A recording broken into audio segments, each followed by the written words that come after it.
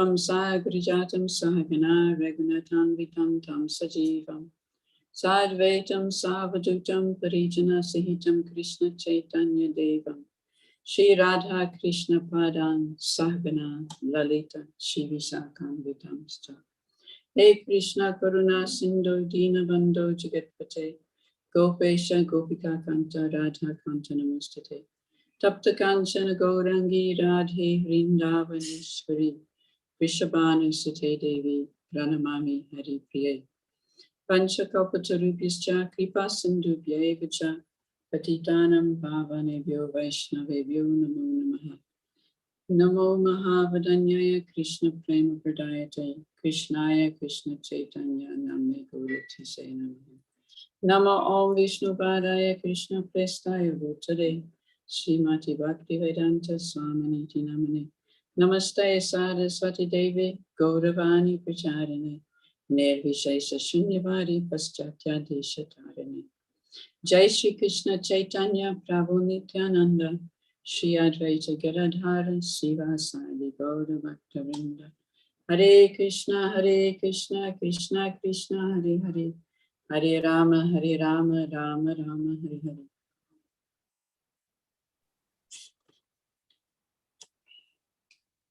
Okay, so let me just share these pictures.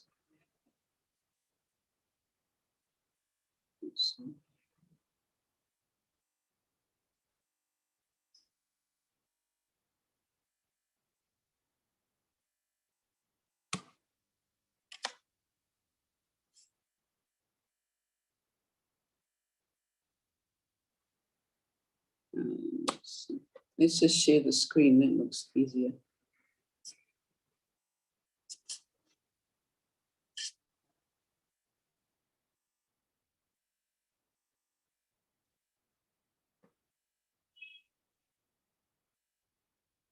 So this comes from an article by Vishaka. So Vishaka and Yaruba, they were, you may know particularly Yaruba's name. He's a very well-known filmmaker within ISKCON, and he was the one who wrote and directed and produced the Hare Krishna film that was out a couple of years ago. So they were always interested in photography and filming. And in that mood, they first met Srila Prabhupada in Mumbai in March of 1971. And they were explaining to Srila Prabhupada that they wanted to do a photo essay on one of the villages somewhere in India. Because at that time they were just interested in doing some photography and sharing around the world a photo essay. But somehow they'd met Prabhupada and the devotees, and they were sitting with Prabhupada and they said, we want to do a photo essay on one of the Indian villages. And thinking that they'd put it in the National Geographic or something like that as a nice article about a far off distant place. But Prabhupada looked at them and he said, wherever you go, you will simply be cheated. They will cheat you and they will steal your equipment. And you don't even speak the language. So immediately these two, Vishaka, I don't know her Karmi name, and her husband at that time was called John, they were very disappointed. But Prabhupada said immediately, if you want to go to a village, it's best you go to Vrindavan. So they hadn't really thought of going anywhere like Vrindavan. They hadn't even heard of Vrindavan. So they didn't know what to do. But eventually they thought, well, let's try. Let's go to Vrindavan. So first they'd gone off to Nepal for a couple of months to think about what they were going to do. And then they started reading Prabhupada's Bhagavad Gita as it is. So then they came back down and they were always meeting Prabhupada's disciples. They read another book of his, they read Bhagavad Gita, and then they started reading teachings of Lord Chaitanya. And then finally they reached Delhi. They were encouraged so much, they got on the on the train to go to Mathura, arrived late at night. And she recalls that it's similar journey to what Krishna did. Krishna arrived also in Mathura, and late at night he made a journey to Vrindavan. So she was thinking about that when she was going, that now that she's remembering herself going in the middle of the night to go from Mathura to Vrindavan. She said she was lucky because it was late at night and the buses didn't have too many people. They had to stay overnight out in the street because there was nowhere to let them in. But the next day they rented themselves a house. And I think this is the view from them. This is the house that they rented and the view from the house. So they stayed in Vrindavan. When they were in Vrindavan, eventually, because they were wandering around all around the place, and where they were living was actually close between where they lived and the market where they go and buy some fresh fruit. They'd go past two of our Goswami temples, Radharaman and Radha Gopinath. And then eventually they were also meeting the devotees. They would hear the sounds of the temple bells, and every street they went in, they saw temples because so many temples are here in Vrindavan. Prabhupada says there are more than 5,000 temples in Vrindavan. But many of this is in private property. I don't think you'll count 5,000 public temples. She said everywhere else they were also seeing deity clothing for sale and pictures and murals. And they were particularly fascinated with the Bengali widows. So Radharaman, she was rather taken by Radharaman. She was not far from him. So Radharaman is a special deity. You know him, he's a self-manifested deity. He came to Gopal Bhatta Goswami from his Damodara Shila. And they would also see the plays. So they would also see the plays. This is an example of one of the plays. The devotee on the left is playing Krishna and one of his boyfriends helping him, stealing butter.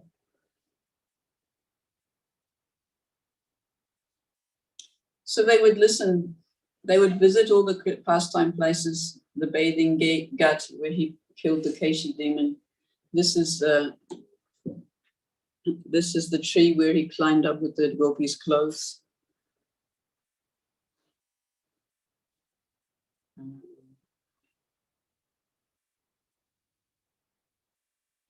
They said the greatest influence was meeting Prabhupada's disciples who came to the pilgrimage. They were very impressed because they were young, educated Americans and that they were all very sure that God existed, and they would preach to him, preach to them both.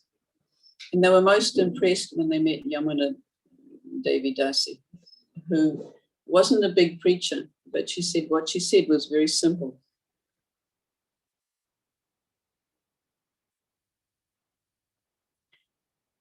Yamuna said something very simple. Yamuna said, have you ever experienced a living thing coming from non-living matter? I said, no, I've never experienced a living thing coming from non-living matter. No, I've never seen any machine or building or plan that didn't have someone behind it. And so Yamuna, that's as far as the conversation goes, but it was enough to start the thought in her mind. So Yamuna was very attracted to deity worship.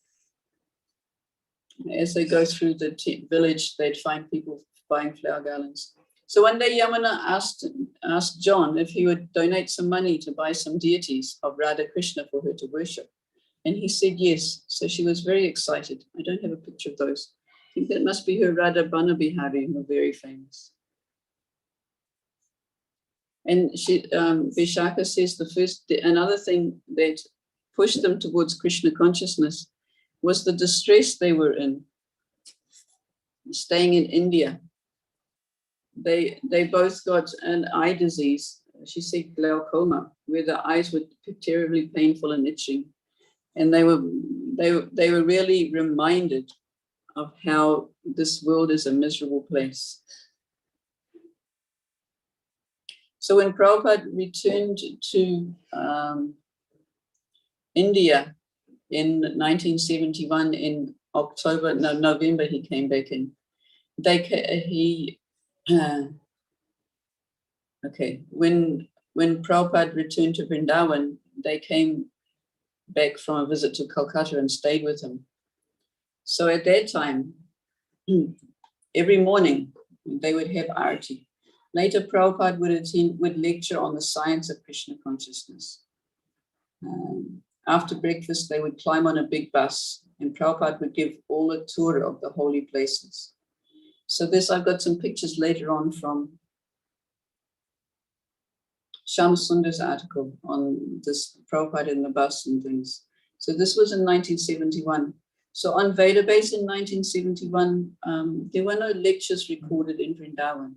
There were a lot of lectures in India, but none of the Vrindavan ones. The Vrindavan ones that are on Veda Base start from 1972, where he spoke on the Nectar of Devotion, the famous series on Nectar of Devotion.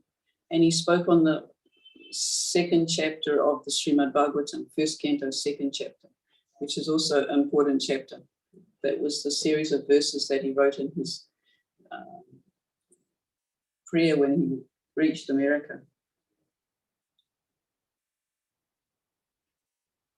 So they visited holy places, Varshana, where Radha appeared, Govardhan, the hill that Krishna, let me find those pictures.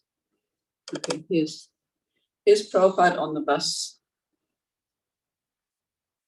So when Prabhupada came, he actually had to get on the bus with the devotees before he got to Vrindavan because his car broke down. But here is, I think this is out touring the holy places. And you can see Prabhupada going around, this is somewhere in Vrindavan. He took them to Brahmanda Ghat, where Krishna showed his mother that the whole universe in his throat. And she said Prabhupada told the story with his wide open eyes, pretending to be Krishna.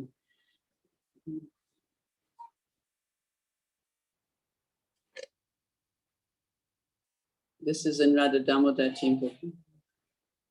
This is Malati's daughter. This is Prabhupada. He took the devotees to the Yamuna and let them have a swim. But after 5 or 10 minutes, he decided he'd go and take a bath as well. So he went and immediately dunked under the water.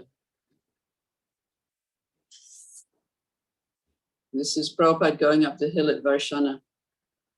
And going up the hill at Varshana, the devotees were quite fascinated by this palanquin. So Prabhupada was telling them a story about their palanquin. He says in the old days, nobody ever traveled by foot. They were all traveling in palanquins. All the big important people, the kings and the ministers and things like that. Prabhupada remembers even in his childhood, his mother would not go out in the street. She would always ride in a palanquin. She would never walk even to the neighbor's place. So they were all impressed with that idea. So this idea, you'll see this later on when he comes towards the later years of his life. They made one in Vrindavan. It's sitting in Vrindavan in his house. Here's Prabhupada's eyes opening wide as he's telling the story. They describe he was like this when he was telling the story of Krishna eating dirt.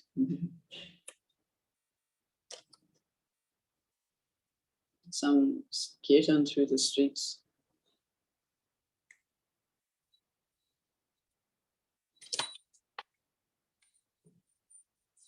This is in Krishna Balaram temple. Okay, let's go back to where we were before.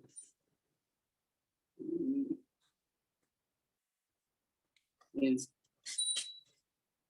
Yeah, here we are. So these are some of the pictures that Vishaka has shared about. These pictures come from, I think this comes from Kushum Sarovar pictures description of Krishna's pastimes.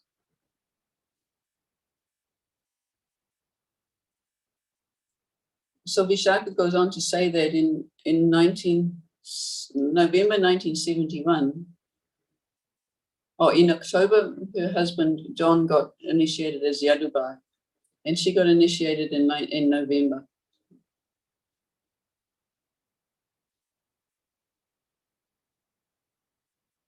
And then when he came back in 1972, October, he stayed with devotees in Keshigat Palace. We've got some memories of that from somebody else later on. Early in the morning, Keshigat Palace was right on the bank of the Yamuna. So some of the women devotees would go out for a Yamuna bath every morning. It must have been nice when the Yamuna was clean enough to go out for a bath. And this is another picture from there, Krishna lifting Govardhan Hill.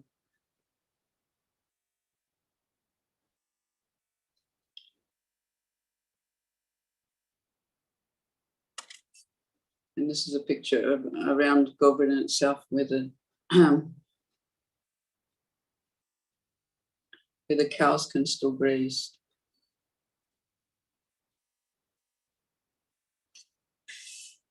So now this is in Radha Damodar.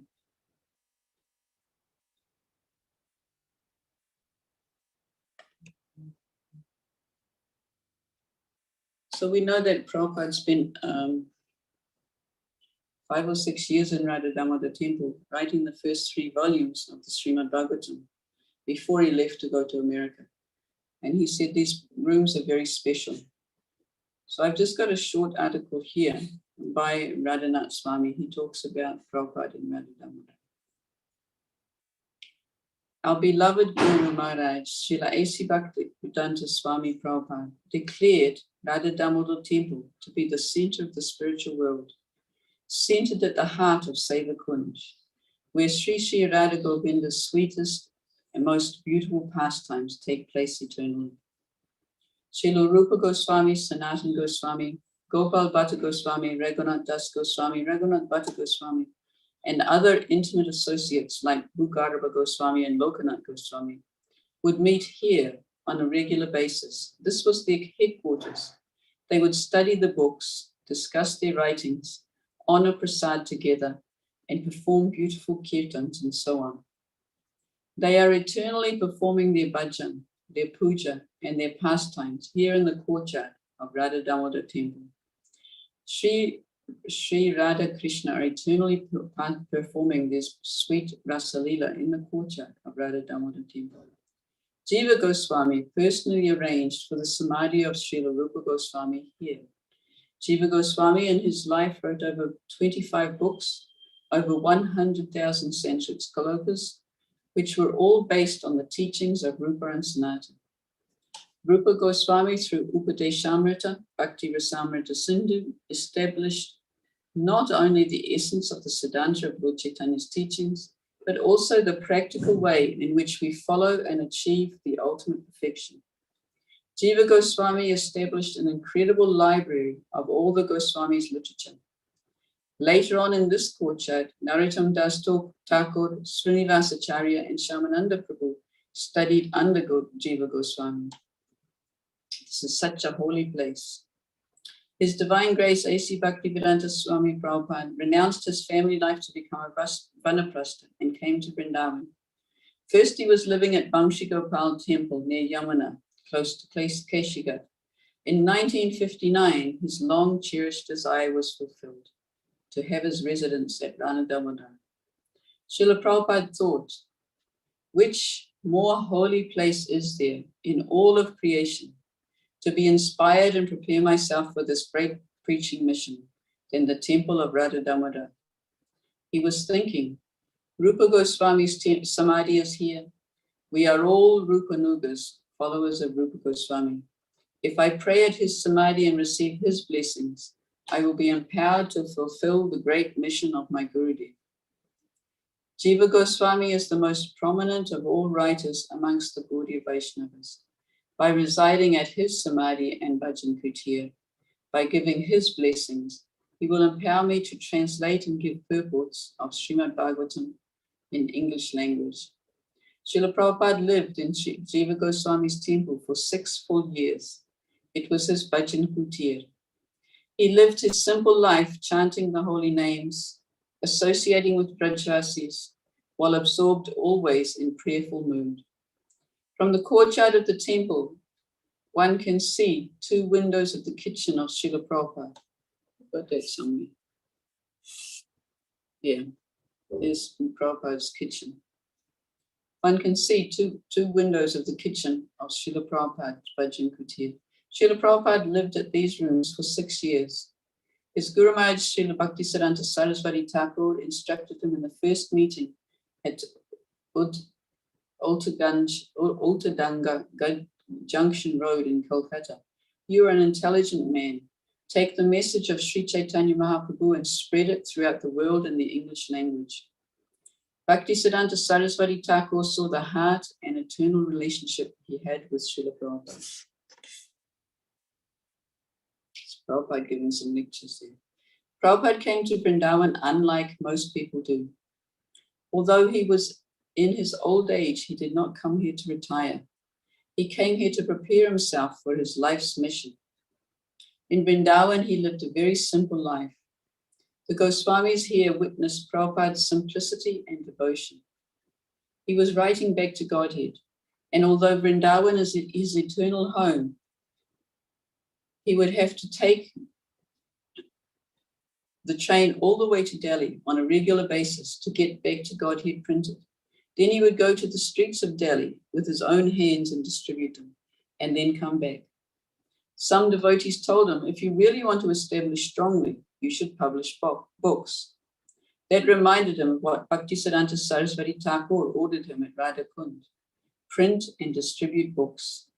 It was in these rooms of Sri Radha Damodar that Srila Prabhupada wrote translations and Bhaktivedanta purports. That's not Radha Damodar. That's not Radha Damodar. That's Radha Damodar. To the first 3 volumes of Srimad Bhagavatam. Prabhupada told us that his purports were spiritual ecstasies that he shared with the world. Prabhupada would offer his obeisances, his prayers, and his very life at the Samadhi of Rupa Goswami. He is our Sampradayacharya. He prayed and prayed for his mercy. In 1965, Srila Prabhupada had completed the first canto of Bhagavatam and it was published.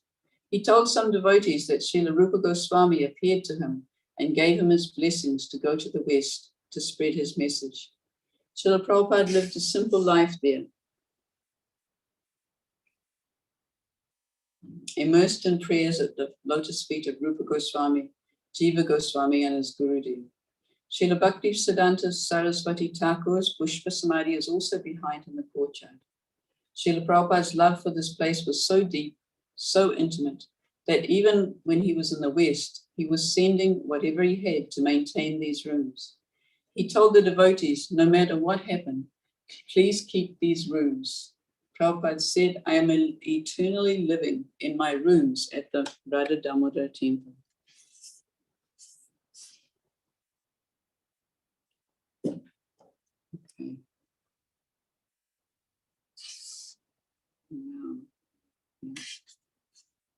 So this is the center room, which was Prabhupada's room. His desk there and his bedroom to the back. And here he is on the porch.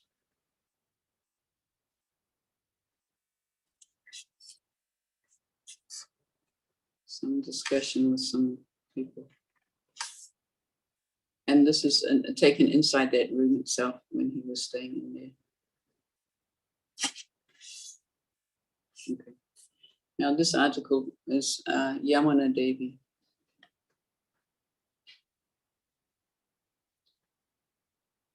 So this is obviously not in Vrindavan. This is at Delhi airport.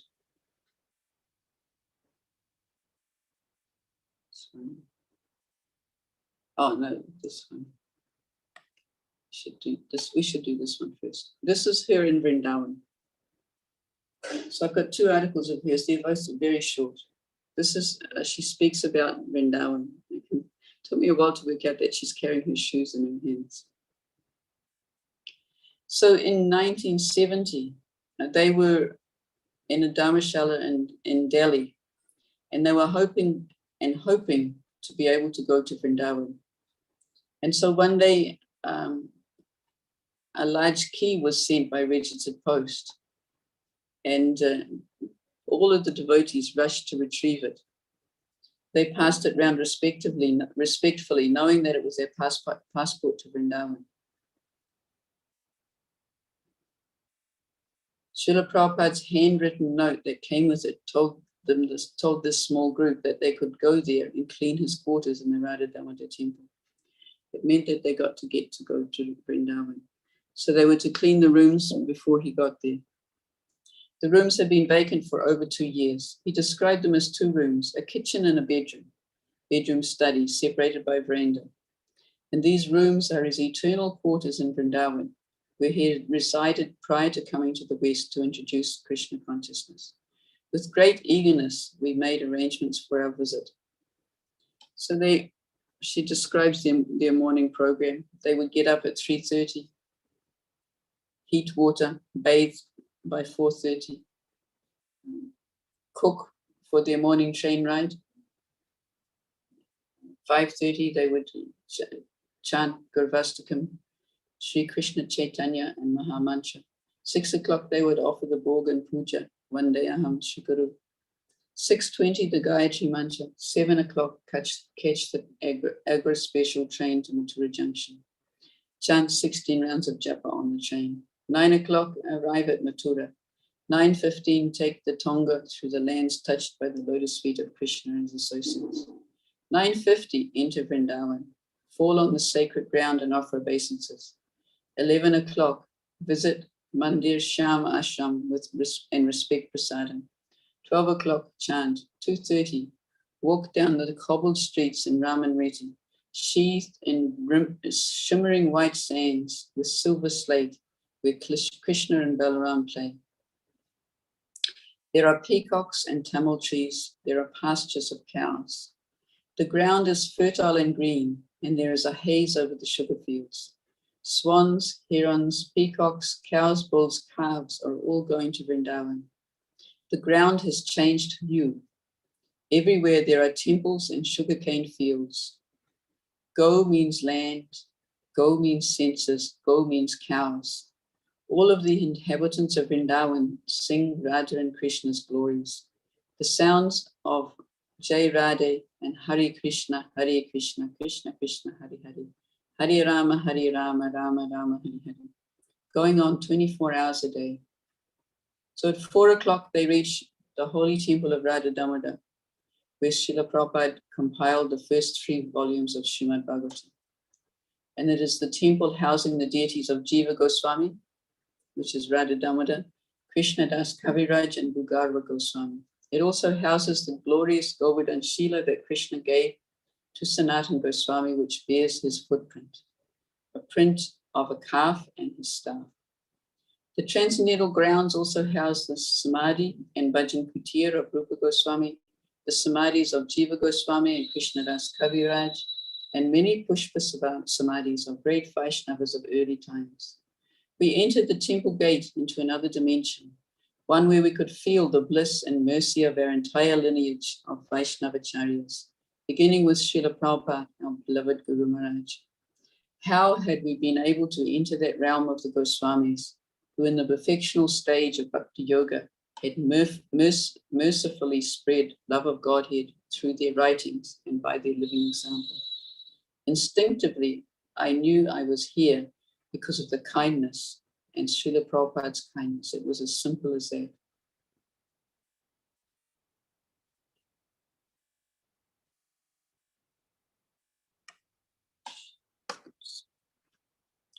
So now this one is also Yamuna. So we know that Yamuna Mataji spent many years in Vrindavan. Actually, she was helping in the construction of the Krishna Balaram temple with her husband Gurudas. And so this picture is in the airport with Srila Prabhupada, because she left Vrindavan after some time. So let's go for the temple, Krishna Balaram. Yes, Krishna Balaram temple. So this is an early picture of Krishna Balaram temple. You can see the temple itself is almost exactly the same as it is now, but the paving in front's a little different. Here are some classes with Srila Prabhupada speaking to the devotees. So many sannyasis, so many brahmacharis. This is another one.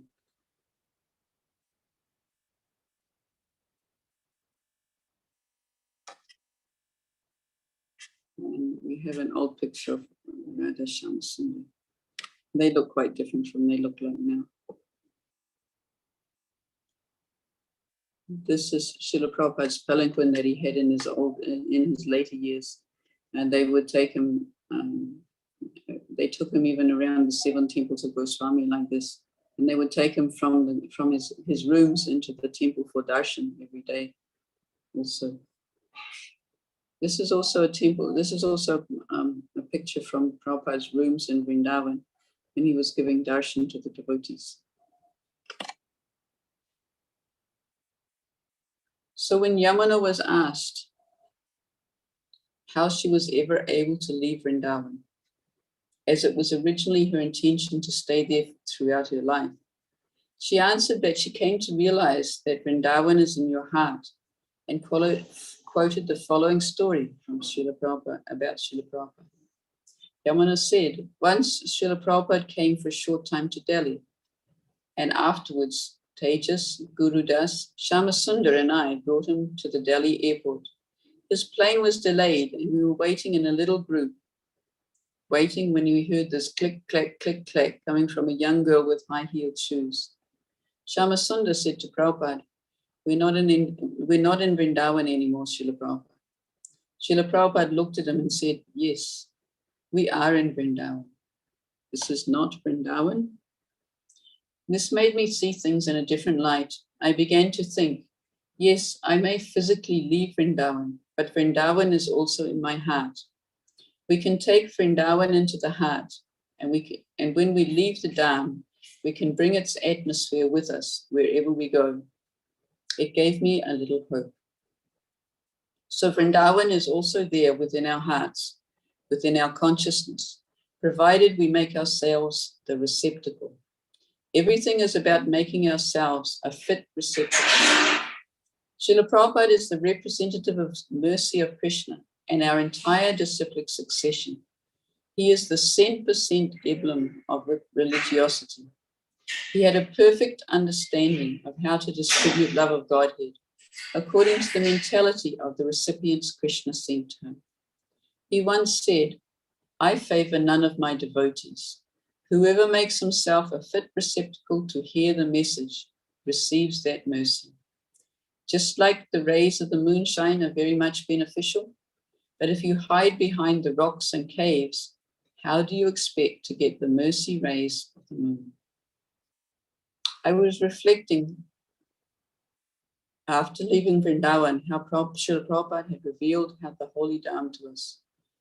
First, he revealed it by showing it to us personally, by being the pure living example of what the Dham is. Secondly, he showed it to us by his inconceivable mercy through the holy names.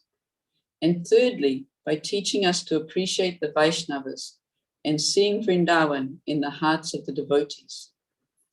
That was the 3 ways he allowed us to see and experience Vrindavan. Now, what pictures didn't I show you from here? Let's skip some. There was a couple we skipped back here. Oh, this one is in Radharaman temple, I think, and this one is in Barshan at the top of the hill, Radharani's temple. This one Radha Damodar. That was at the Samadhis around the back, Jiva Goswami's Samadhi, I think. This one is Radha Madan Mohan temple. This is the Parikrama Marg. You see, it's quite different from the Parikrama Marg today. Yeah, I think I showed you all those pictures. Okay, so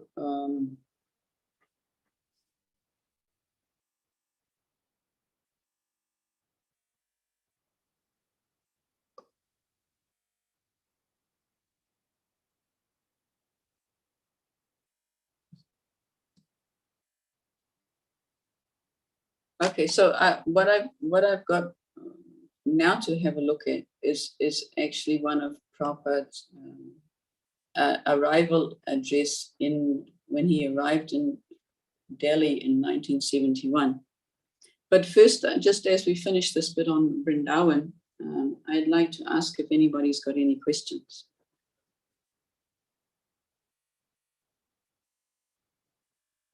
Anybody wants to add any comments about their realizations about being in Vrindavan, or the mood of Vrindavan, or how to keep the Vrindavan in your hearts when you're not in Vrindavan?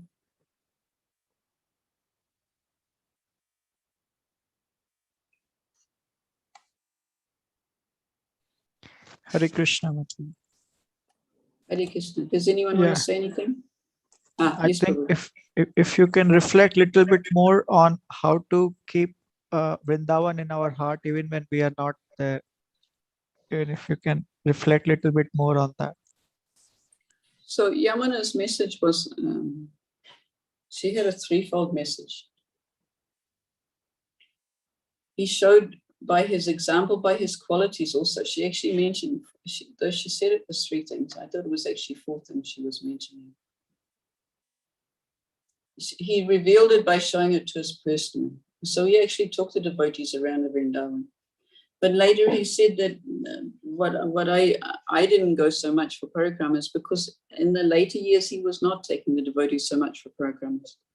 We also have the example of when Prabhupada came to, when Bhaktisiddhanta Saraswati was doing a parikrama around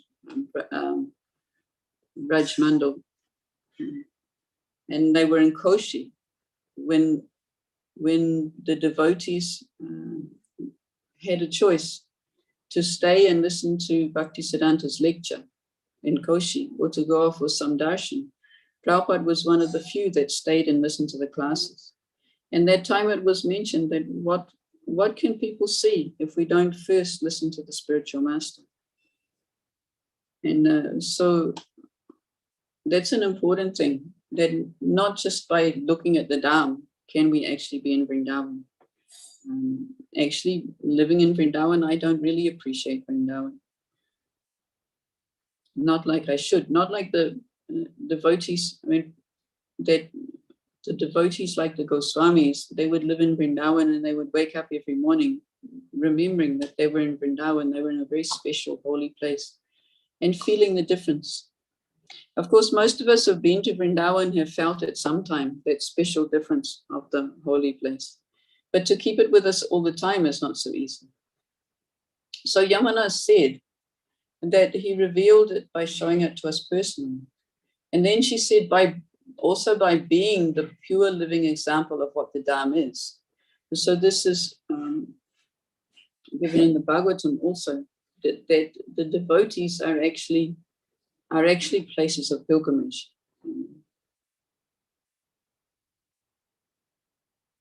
I think this was Maitreya to Vidura.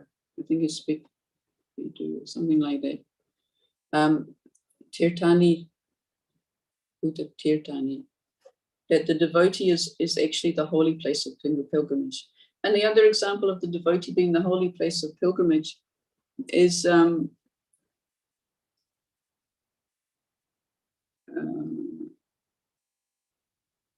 when, what's his name? When that Maharaj wanted to bring the Ganga down from the spiritual world to save his grandfathers. Bhagirath. What's his name? Bhagirath. Yeah, Bhagirath Maharaj. So at that time, the Ganga said, how will I become purified? If I come down to the earth and everyone bathes in me and puts all these sinful reactions into my waters, how will I become purified? And the answer was that the saintly people would come to her waters simply to purify her. So she would become purified by the saintly people. So that's an example of how actually to be in the Dham, we need to take shelter of those holy people, the saintly people who carry the Dham with them. Is much more important than being in the Dham personally. So in Yamana's first example, I find two, that he showed it to us personally, and then he was the living example of what the Dham is. Secondly, he showed it to us by his inconceivable mercy through the holy names. So the holy names can reveal everything to us. They can reveal Krishna to us, and they can reveal the Dham to us. but we need to chant attentively. There was a class a month or so back by Bhakti Chaitanya Maharaj. He had 3 rules of japa. His 3 rules of japa were 1, chant attentively, 2, chant attentively, and 3, chant attentively. And then he said, if you want to do something beyond that, then associate with the devotees. So by the holy names, if we chant attentively, then everything will be revealed.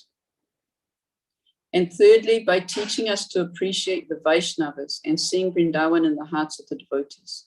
So this is again about not only Prabhupada being the pure example of the Dham, but all the Vaishnavas carry Vrindavan within their hearts. So in that way, Vrindavan is in our hearts if we allow it to be in. Like the example that Prabhupada gave to Yamuna about the spiritual master. He says, I favor none of my disciples. Whoever makes himself a fit receptacle to hear the message receives the mercy. Just like the rays of the moonshine are very much beneficial, but if you hide in a rock and cave, how do you expect the mercy rays of the moon? So we just have to be a receptacle to receive that mercy, and it's available for us. By serving the spiritual master, by listening to his instructions and trying to apply them in our lives, we can be open to receive that mercy. So the physical presence in the Dham is not the qualification. It's this being open to receive the mercy.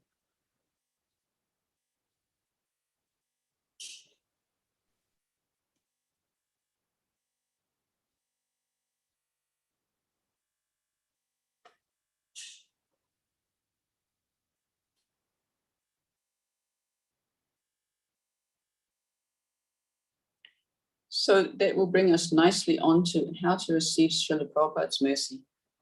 He gives a nice opening speech that applies to all of you because he's talking to the Indian population and he's trying to encourage them to go preaching. So this is an arrival lecture from November the 10th, 1971 in New Delhi.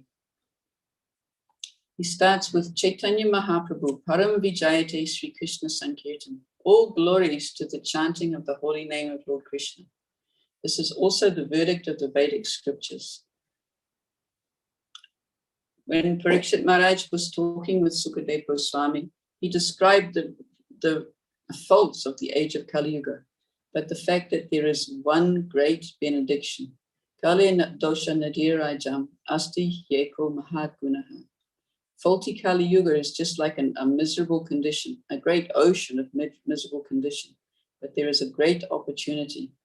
Kirtanad eva Krishnasya mukta sangam param vijit.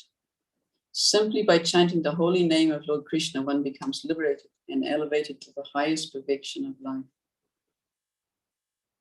So Lord Chaitanya preached this Krishna Sankirtan, and he ordered every Indian.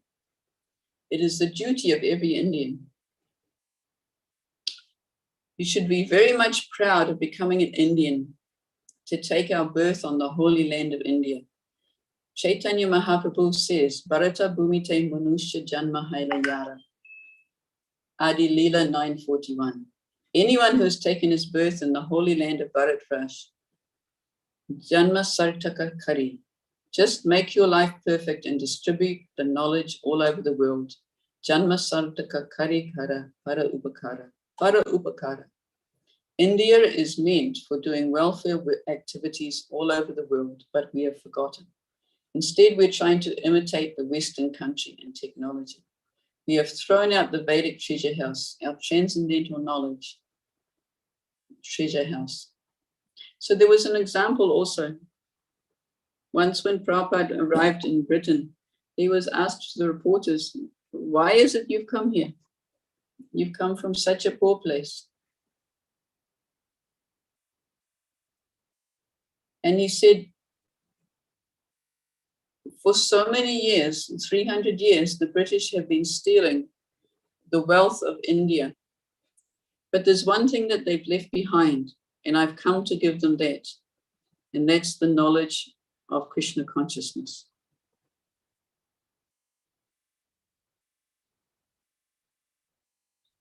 So Prabhupada continues, my Guru Maharaj ordered me when I was 25 years old to go to foreign countries and preach Lord Chaitanya's message. Somehow I couldn't assimilate this order till I was 70 years old, but better late than never. So, by the grace of my Guru Maharaj and by your blessings, I went to the Western countries and had a very good response. I went there with only 40 rupees in my pocket and a free ticket by the Scindia Steam Company. For 1 year, I had no place to live, no money for eating, and still I was going here and there. I went to America in 1965. After struggling for 1 year, in 1966, I incorporated this Krishna Consciousness, International Society for Krishna Consciousness. Some people said, why not make it God Consciousness? Prabhupada said, no, Krishna Consciousness. Krishnastu Bhagavan Swayam. Ishvara Parama Krishna. Only Krishna Consciousness. Therefore, distinctly, this should be Krishna Consciousness. When I started my class in 26 2nd Avenue, some of these students were coming.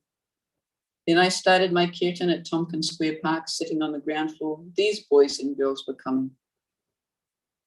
That was the first publicity in New York Times about my kirtan. Gradually we developed. Next we opened in San Francisco, then Montreal, then Boston and Buffalo.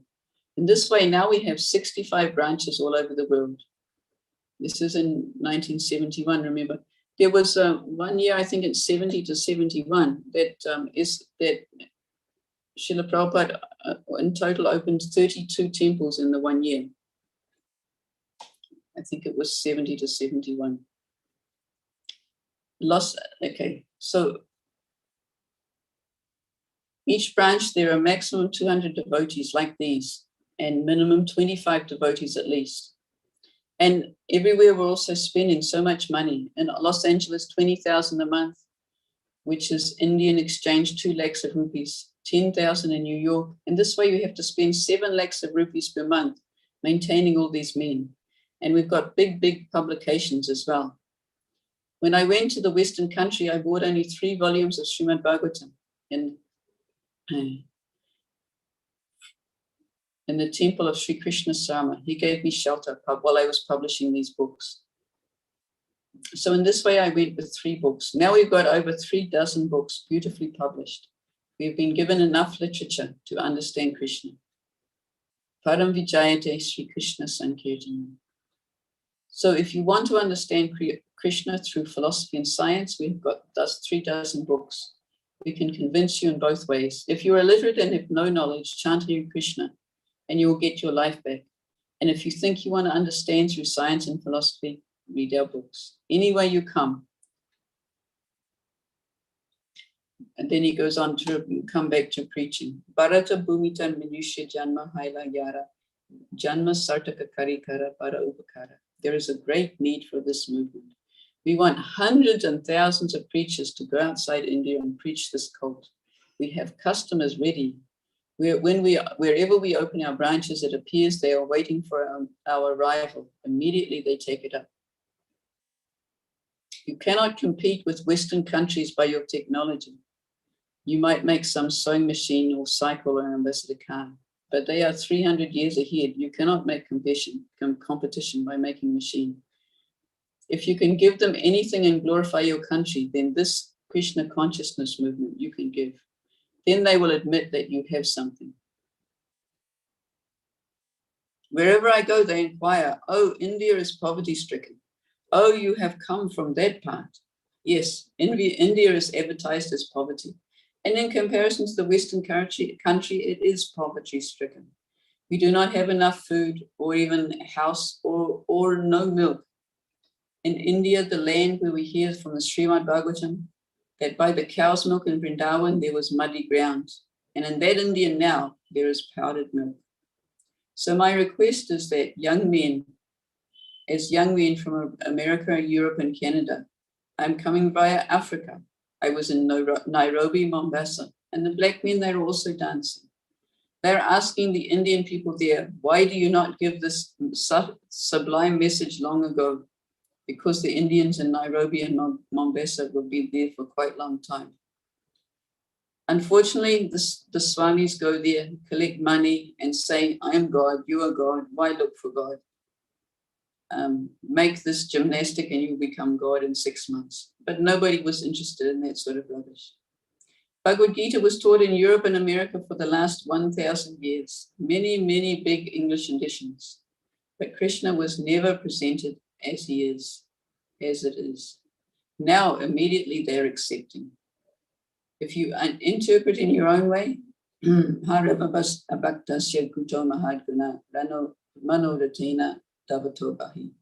By mental concoction, you have to come back to this asat world. So, my appeal to you, with the help of these people, my appeal to you, all ladies and gentlemen, please try to understand the potency of this Krishna consciousness movement and make your country Krishna conscious.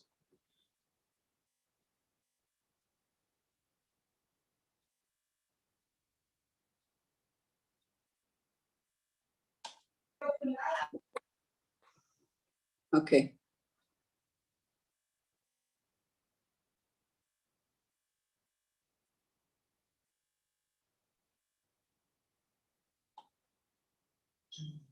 So that's how to please Srila Prabhupada. Does anyone want to comment or add anything?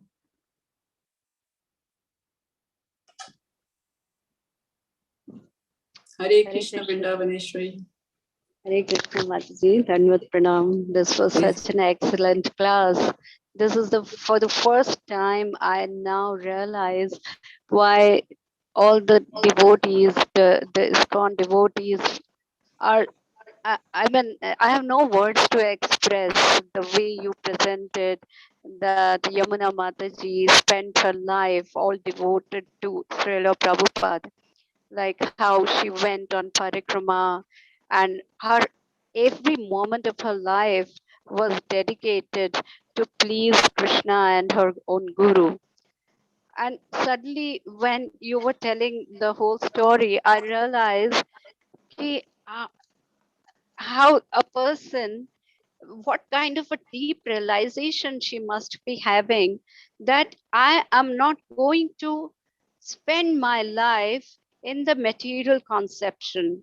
She might have completely realized that I have to go beyond this material and bodily conception and place myself in the feet of my Guru and Krishna.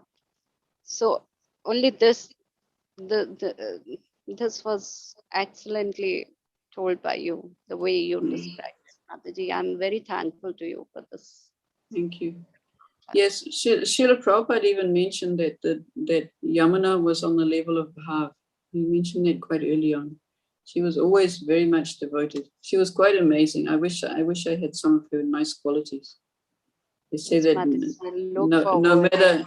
no matter whoever came to her little ashram, she would always speak with such enthusiasm that she would engage everybody in devotional service. So yeah, she's a wonderful example for us. Of course, she had a very difficult time in Vrindavan when they were building the Krishna Balaram temple. And for that reason, she had to leave because her health was also failing after that. Because they had so much of trouble dealing with the people in Vrindavan, dealing with the authorities in Vrindavan, trying to construct a building at a time when cement was all rationed and they had to go through so much process to get cement. And the devotees actually had to ride on top of the cement trucks when the cement was coming from the factory. Otherwise, the truck drivers would sell it off the top of the truck on the way there, and they would end up with nothing. So it was so difficult for them in time when there was no filtered water and they were all sick with dysentery and everything else. I didn't go into too much of that, but there are a couple of nice books put out by Devi Shakti. She put out one nice book of the construction of Krishna Balaram temple. But so much of sacrifice they went through in Vrindavan. Yes, thank you so much once again. Thank you.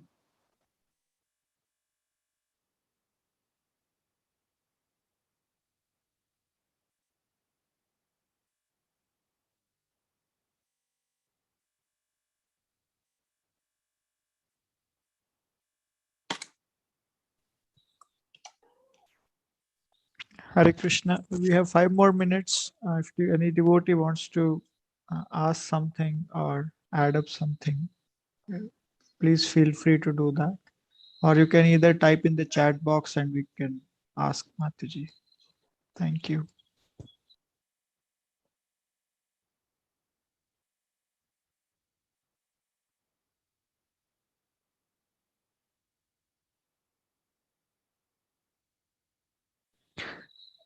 Hare Krishna Mataji. I just want to ask one small question.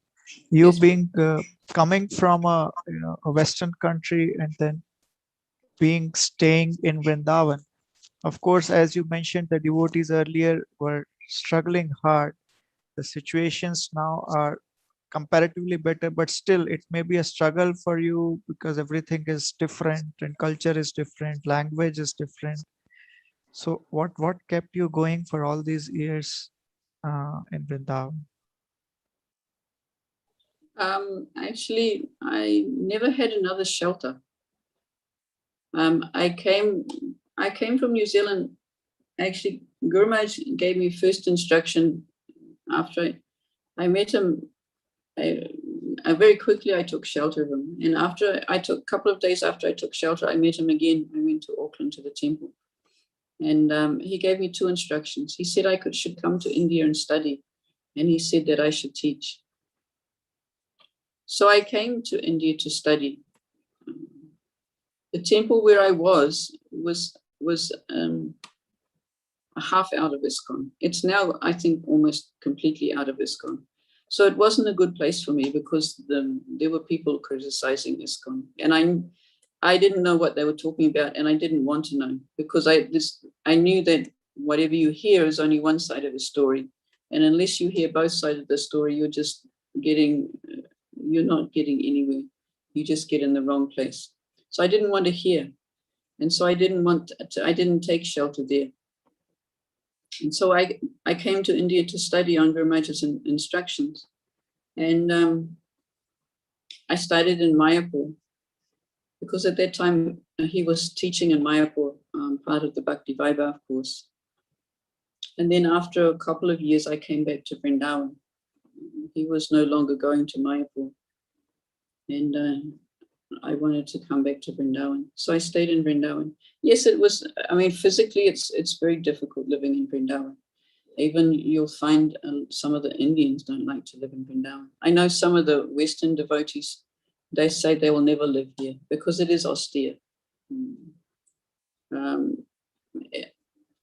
Even perhaps the air quality. Somehow my health was never as good in Vrindavan as what it was overseas. Also, we've just been trying to work out where our plants aren't growing, and I found that the water is extremely alkaline. The water, of course, is not also wonderfully pure. And so there's austerity, very hot in the summer. And in the winter, although it's no colder than New Zealand, probably about the same temperature, but in New Zealand, the houses are insulated and heated, whereas in Vrindavan, Krishna Balaram temple has an open roof. Now they put plastic over the roof to make it a little warmer. But there's no way you can heat a place which has got no roof, it's open to the sky. So although the winter is no more cold, it feels more cold because the buildings are colder. So physically, it's an austere place to live. But it's my only shelter, so I don't go anywhere else. I don't prefer to go anywhere else. I've taken shelter of Radha Shyam Sundar now. I was very fortunate that Guru Maharaj built this ashram. I think he built it to engage all his devotees in devotional service, including myself.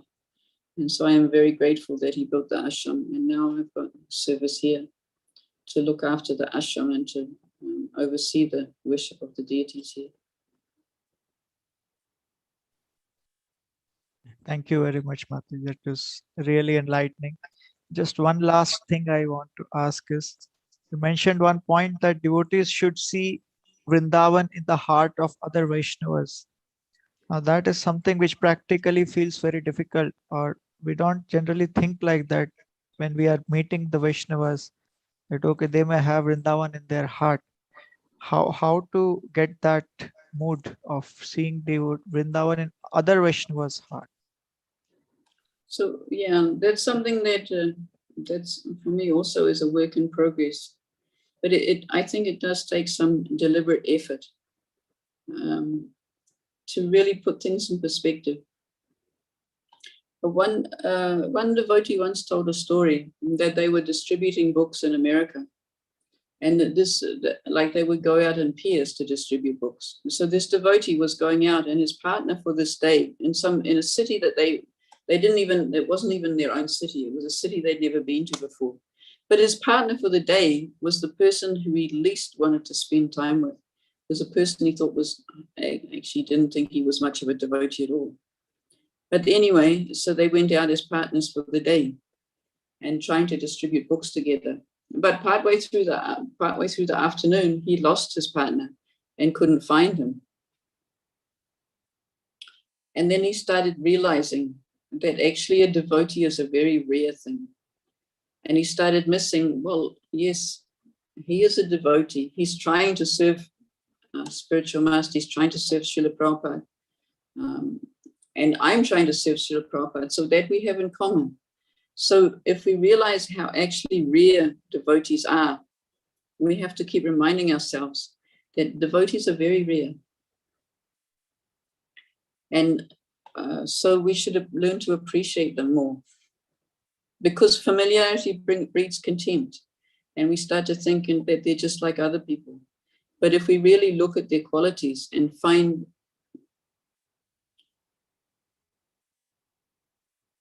that the qualities of the devotee are listed in the Chaitanya Charitamrita, also in the Srimad Bhagavatam. The 26 qualities, I think, come from Chaitanya Charitamrita.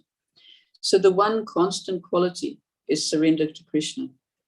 But the other qualities are sometimes visible and sometimes not visible because they're like secondary qualities. So we may have different qualities from someone else who is a devotee, but if we have that prime quality of surrender to Krishna, then we have the single purpose. Srila Prabhupada, in one famous letter, he talked about unity and diversity. As long as we all remember that we're serving Krishna, we'll be able to find unity amongst the diversity. And you can see even from the history of ISKCON, which has not always been an easy history, but the very fact that ISKCON has stuck to Srila Prabhupada's instructions and stuck to the idea of the governing body commission, which is a management by the association of devotees, which dates back from Jiva Goswami first introduced that idea. And that has actually saved ISKCON. And we have to appreciate that. We don't always agree with everything, but if we can at least agree that the association of the devotees is the only way we can survive, then we can learn to tolerate our differences and we can learn to appreciate them and learn to appreciate that by our differences, we can spread Krishna consciousness even further. Because my particular mood of speaking or preaching or whatever I do will suit a certain particular audience. But somebody else's way, who I might think is, oh, I don't like that way. But there are people to whom that suits very nicely. So because of our diversity, because of our variegatedness, we can preach better and spread Krishna consciousness over the whole world. So we have to remain aware of these things and appreciate the differences that we come across.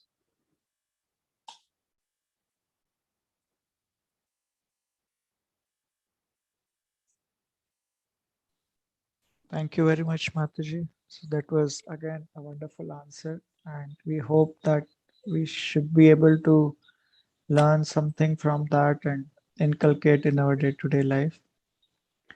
So thank you very much for joining us today. It's 8:45, so we should close the session. Thank you very much, Prabhuji. Thank you for the opportunity to speak with you today. It's been my pleasure. Thank you very much, and thank you all the devotees for joining us today. This was a part of Srila Prabhupada KATHA, which is one of the component of our celebration of Srila Prabhupada's 125th Vyas Puja, We are also having many other components and programs going on along with this. I have Srila Prabhupada uh, Vyasasan coming to temple in next 1 month. Of course, we have a 125-hour Sankirtan which keeps going on Facebook every day, and we also have Srila Prabhupada book reading which happens every day 9 to 9:30. So devotees can join any of these programs. They can uh, contact us for any links which they want to join. And uh, we are very thankful to Mataji for joining us. And we express our gratitude again by chanting 3 times Hari Bol for Mataji. Hare Hari Krishna. Bol, Hari Hari Bol, Bol, Hari. Hari Bol, Hari Hare. Bol. Thank you very much. Hare Krishna.